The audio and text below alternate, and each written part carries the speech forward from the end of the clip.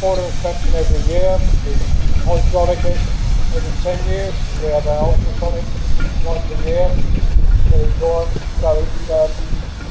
not all just jump on an engine and just light the fire. It doesn't require a little bit of work. It needs a lot of work, and it's the whole thing of little and often. If you put too much water in, cold water in, you lose your steam pressure. Put too much coal on the fire, you lose the fire for a while, and then it's raging. So it is normally said about little and often is with everything. Now you've got this flywheel on this side, which you use quite a lot on salt bench. Unlike English engines, it's got a clutch. So it's got permanent drive, so you engage the clutch, it doesn't go anywhere. That's why we use it as a stationary engine. So that's why we come up with it and we make a power unit out of it. Thanks very much, Pat. Well, we ought to talk to them. What have we got behind here? I have no idea. Someone started building it in the 80s. And it out September last year, and then something like that.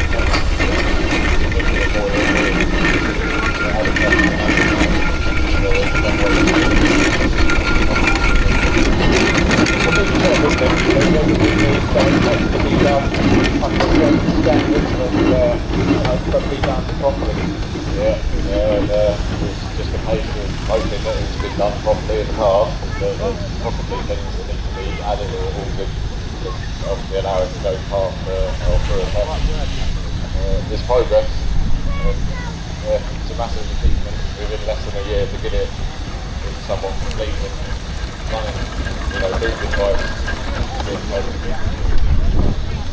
Well done with that, because I know roughly what you've got through so far, and I've got some idea of where you've got to go. So yeah. These steam engines, I don't know whether they've got their DLE yet, Fred? Have we got their commentator yet? No? Yes, you have. He's over there with the red flag. If I can hand over the room, I can walk off. I didn't stop it with the red flag.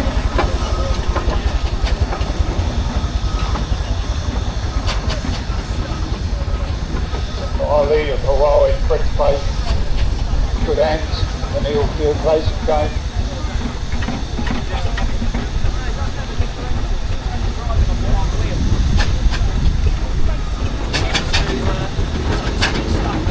Well, thank you very much. What a wonderful introduction we've had here. Well, the engine seems to have come in a little bit earlier. We're a little bit late on parade, one or the other. We've got traction engines, we've got steamrollers, we've got full size, we've got half size, we've got miniature engines. Look at them go around the arena. Well, I'd just like to welcome you all here to Whittle Pastimes this afternoon. I hope you're all having a wonderful day. I hope you're keeping hydrated in all of this heat. It's quite stressful, but as long as you're here and enjoying yourself, that is the main thing. Me personally, I love a bit of chaos. I don't like organisation, so as you'll see, going around the arena, you've gone from large engines to small engines, to tall engines, to thin engines, to fat engines. We've got the whole variety here for you this afternoon. Let's pick on one. What we've got coming round here, we've got a 3-inch scale barrel traction engine, right here where I am with the flag.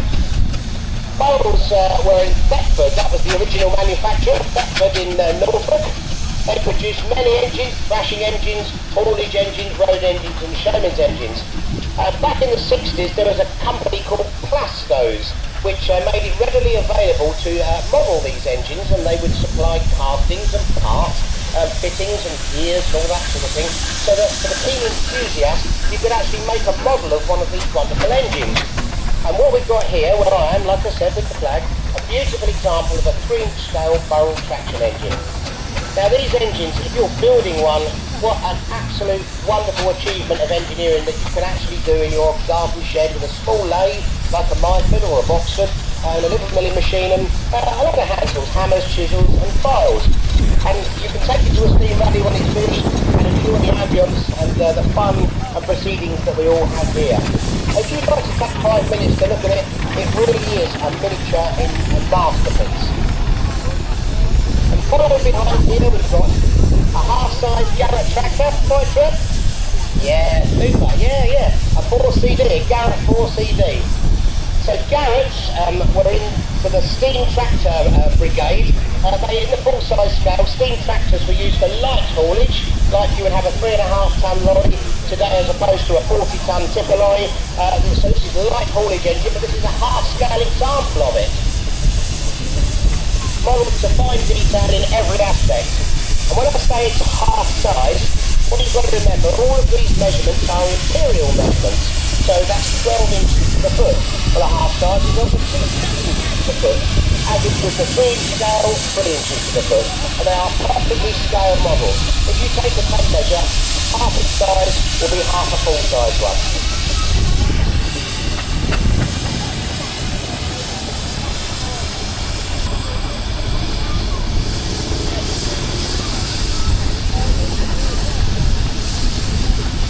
Following up in the model department, coming here with my friends Serena and Josh, we've got a wonderful half-size again, so 6 inches to the foot, Wagons steam wagon. You can see these wagons rolling around here, and back to the scale of that full-size example, a full-size wagon would be used just like your modern lorry, for moving coal, for moving bricks, moving any kinds of materials at all like you would with a modern lorry. The half-scale version is exactly the same, but half the size. You can see everybody's riding on it and having a wonderful time.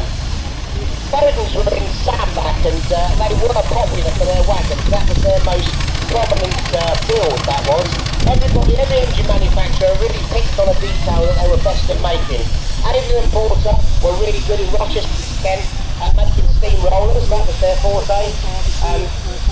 Fowlers of Leeds, they were really good at making road locomotives. Fowlers of Thetford were superb at making Showman's engines, and they've all got their own specialities. And while we're on to the models, we've got a beautiful example of an American engine. So we've talked a lot about English manufacturers. Just in front of me here where the flag is, we've got a wonderful example of a half-size Case traction engine. So Case was a manufacturer in America. And for the keen-eyed engineering amongst you, you'll notice a completely different design to an English engine. They've got spoked wheels like a bicycle rather than thick spokes or car spokes. And the engine on top of the boiler is on its own frame, rather than an English example, which is actually the boiler forms part of the chassis of the vehicle. Very different. They've also got a clutch, unlike modern English traction engines, which don't have a clutch. You just open the regulator and it goes. But the American ones, they do have a clutch. It's like your modern car.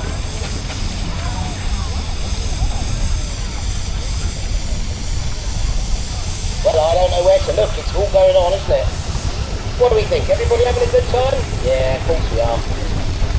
Also, back in the middle, which was in here first before I actually got here, Keen, which is great, is a Fowler Robo-Competitive, or agricultural traction engine with 3 speeds.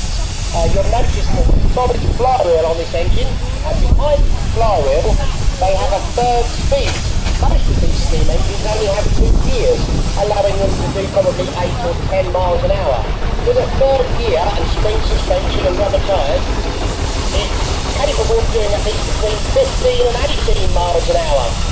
Which you might think that's not good compared with our modern cars, but I can assure you, when you're on one of these iron beasts doing 18 miles an hour, it is like being in a GTI car doing 150 miles an hour. It's so exhilarating, unbelievable. Because what you got to remember, your car, the crankshaft and the engine, is all contained underneath the bonnet. Whereas these machines, all of the engine is contained on top of the boiler. So you can see it. You can see the crankshaft going down, you can see the pistons going in and out. It really is a lively event. Very, very exhilarating. And that is probably why the hobbyists do it. It really is something else. So what are we talking mechanics? And we're talking about engines. Look at my red flag, I'm going to bring your attention to a different type of engine. It looks the same, it's a Wallace and Stevens oil bath sucker. What that describes is an oil bath, so the whole engine is actually contained, like your car, in a bath of oil. You don't have to lubricate anything, you don't have to look after it.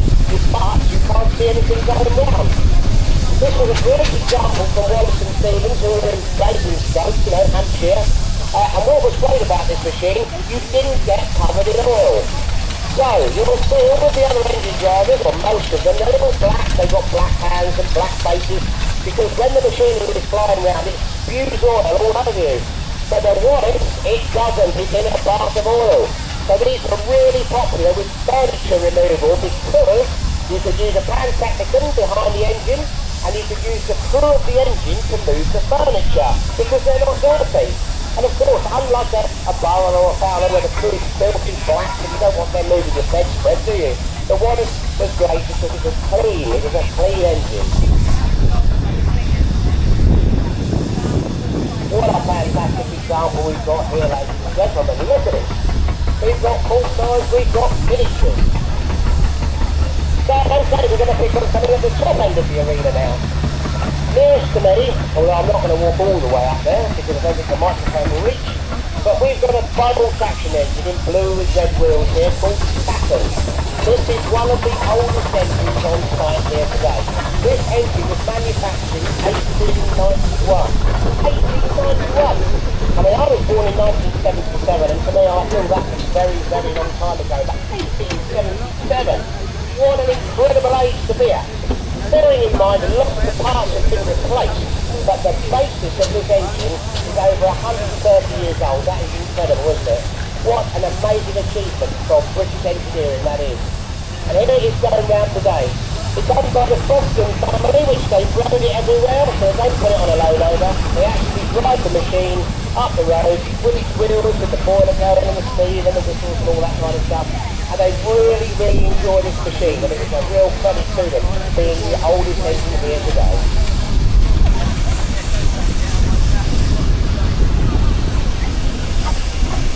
Right, coming past me here now in the corner, one of my really good friends, Jamie Croft. He is driving the Wagons traction engine. As I said earlier, Wagons were really renowned for making steam wagons. That was their forte. But they did have a really good go at making a traction engine. Wagons were very independent from all of the other manufacturers and are very, very soft because their embellishment was second to none. They're making a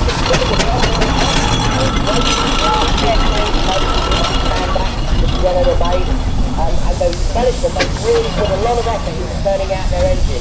Also, another Wagons characteristic is if you look at the back wheels, they are huge and they've got many, many spokes in them. So you can pick a Wagons traction engine out amongst all of the others. Again, Jamie drives this machine everywhere on the road, as do all of the people here today, without taking lorries or anything. Half of the enjoyment of doing it is actually using it, which is there in Sussex, a credit to all of the drivers. Well, following Jamie up, you'll see just in front of me over here is a black engine, a big Fowler engine with a crane on it. This engine is called the Great North. It was made by John Fowler and Co. in the 1900s, and this engine is not only a haulage engine, but it's a crane as well. As you can see, there is a mechanism that goes from the crankshaft to the front of the engine with a winch up over the top of the massive jib, and you can lift heavy loads. This engine will be capable of lifting probably between 5 to 10 tons of weight on that front end. You know, when you look at all of the how it's manufactured, the spokes and the wheels and that, like, you can pick up one of these smaller engines. As I said, the Wallace earlier, you can probably lift that with the Fowler crane engine. This engine has been brought here from the Showman collection, Horse and Traction Co. I'm sure everybody that knows all the steam motors will know about Horse and Traction Co. Les Sherman, his family and his helpers, they like to bring all their engines out and demonstrate them for what they were actually used for.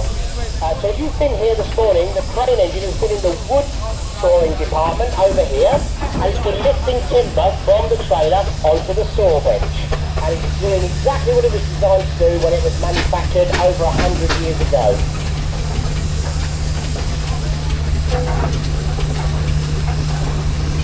Why do I know everybody here? Here we go, coming past there, another product of Aveling and Porter from Rochester in Kent. As I said, Aveling and Porter cornered the market in making steam rollers. This is a fine example of their peak product in the 1920s. That is where they manufactured most of their steam engines. They built them for this country and foreign export. They went to India, they went to Africa, they went all around the Wagons was the biggest manufacturer of steamrollers in England that there was at the time. This one is being driven by Greg. He owns his engine, and Philly's up there with my friend. They're all up there. We did some work on this engine. We redid the boiler, we put new tubes in it, and here he is today, really enjoying himself. Hello. We've got a Marshall traction engine. This one is a beautiful engine. As I was saying earlier about 3 gears, most of them belong to road locomotives, but this is what I call a GTI traction engine. It is a general traction engine, but it's been fitted with a third speed. William, how fast does it go? About 8 to 10 miles an hour. The top speed, everybody, 8 to 10 miles, the dizzy heights of 8 to 10 miles an hour. You can't believe it. But what it actually does, the third gear, not only does it make it a little bit faster, it increases your distance on range to drinking water. So as we know, all of these steam engines, not only do they use coal, they use water. Water is a real tight commodity because when you're on the road and you're driving it, it's quite difficult sometimes to find the water collection point. So what we do, a lot of us are allowed to use hydrants. Some people use country hoses, you know, they go and knock on people's doors. So I use your hose. Excuse me, madam, I'd love to use that, great. They also have a suction pipe that you can draw out of a pond.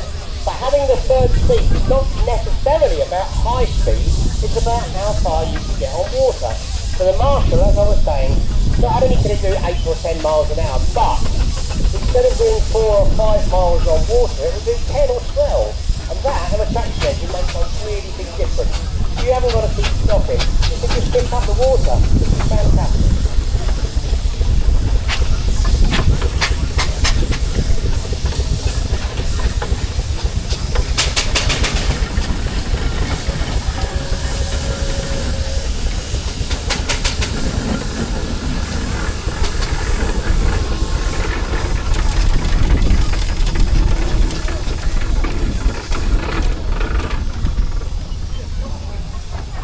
Well, ladies and gentlemen, what a grand example of steam automotiveness we've got in the arena this afternoon. As I said earlier, we've got full size, we've got miniatures varying in different scales, we've got steamrollers, we've got traction engines. We've even got a half-size Showman's engine, you'll notice at the back there, a little barrel size Showman's engine with brass, twisted brass on there, all polished up. She has a dynamo on the front. A Showman's engine was used to haul the bear. They would generate the ride with the dynamo, and they would move the ride to different events. If you get a chance to take 5 minutes to look, as I said, half scale. The person who built this would have spent a lot of hours measuring and checking out the original engine to make sure they get the sizes correct and everything is exactly to scale. Right, what we're going to do, we're going to park them up now in the middle of the arena for 5 minutes. We're going to have 5 minutes of silence, and allow you guys to take photographs, to enjoy looking at them, and to appreciate the heritage of British engineering while we just give them 5 minutes. And after that, what we're going to do, we're going to do a big whistle up. Each one of these steam engines will have a beautiful steam engine. Up to level 5, it's all the nice and reasonable.